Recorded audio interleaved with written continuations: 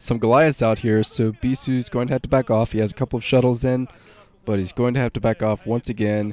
And I don't think he's going to get much economic damage done from this point on. I think he should probably abandon that plan, maybe go for another Nexus and macro up at this point. But okay, Fantasy is still trying to hold the middle with mines at this point, just to get vision. I think those mines are mostly for vision. Maybe try to get lucky and take down a unit or two from Bisu while he's moving out. Fantasy is moving out with a small force. He has a couple of Goliaths and a bunch of tanks. So, well, those Goliaths are definitely going to help with the Arbiters. If he can take out that Arbiter early and keep it from stasising those tanks, he might actually be in a very good position here. Let's see what he's up to. He's being scouted by Bisu's observers, so Bisu has stepped up his scouting as well in this game, playing a lot better than he has in the last couple of games. But he's going to have to be very careful with this Vulture harassment. I think Fantasy's sorry. I think Fantasy's going to... Yeah, Fantasy does know about this new base coming up from Bisu. And Bisu's bringing in some Dragoons to defend it.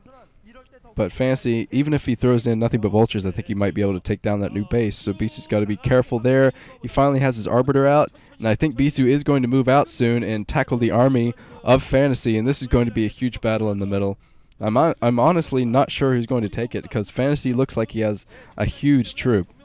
Bisu has a pretty substantial force as well, but... Oh, Bisu falling right into the mines here. He's being picked off by the siege tanks, I think. He doesn't know about the siege tanks on the ledge. He's trying to commit, not quite committing completely to taking down that force, and he's forced to retreat here. Loses quite a few units in the process, so I think Bisu has a little bit of a military disadvantage here now. So...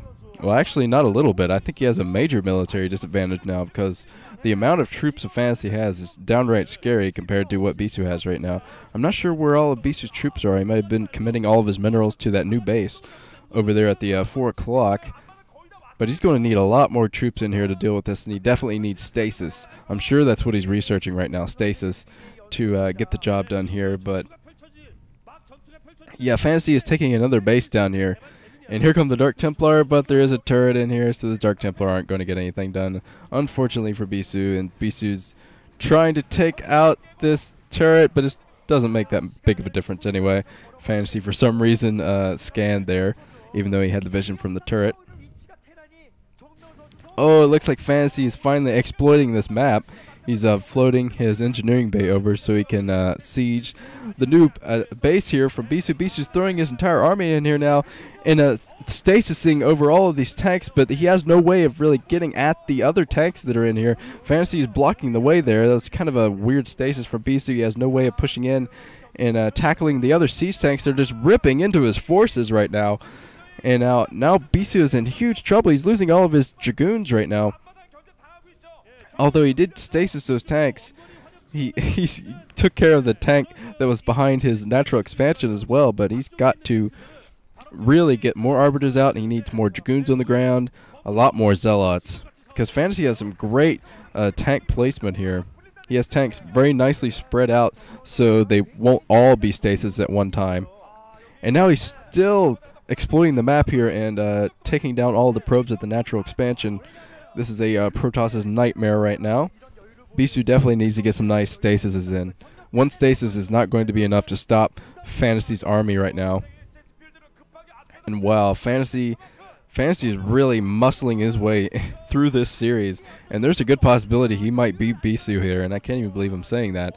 But he's getting a lot of probe kills down there at the 4 o'clock base while Bisu's trying to move out with his Arbiter.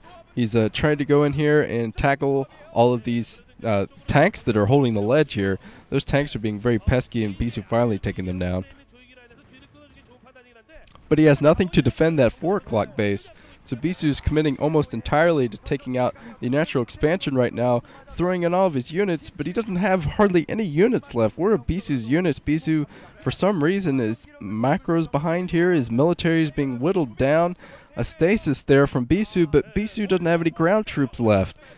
Bisu has no ground troops. He has his Arbiter here, and that Arbiter is going to have free reign here until a Goliath comes in. But GG from Bisu!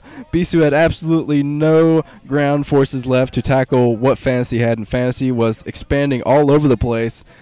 3-0 against Bisu. Fantasy takes it very convincingly, stomping all over Bisu, and Fantasy has made another OSL final. Wow. And now he's going over to Bisu's booth saying, yeah, Bisu, I just beat Bisu, yeah, handshake, whatever, I'm so much better than you. I'm so much better than you. But yeah, it's going to be a very awkward night at the SKT1 house. Because who would have guessed that Bisu would get 3-0'd by Fantasy? That's just insane to me. And Bisu, I don't think Bisu brought his top game today. None of his play really impressed me today, except a little bit in Game 2. But Fantasy is your first finalist. We'll see whether he faces Hero or Jaedong coming up here. I think either final would be great, actually. Hero versus Fantasy would be kind of cool because they're both so new. And Fantasy versus Jaedong, heck yeah, we're going to see Queens, we're going to see Mech. And wow, this is turning out to be a super exciting OSL, even though the legendary Bisu versus Jaedong final is not going to happen.